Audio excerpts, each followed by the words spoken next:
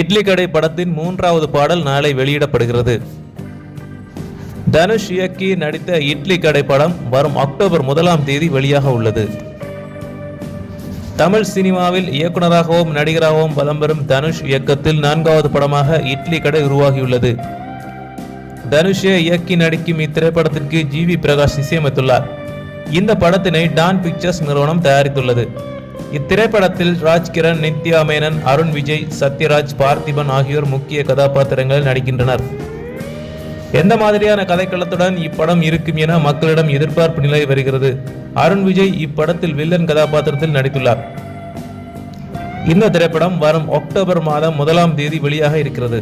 அதற்காக ஏற்கனவே இசை வெளியீட்டு விழா நடந்து முடிந்துள்ளது.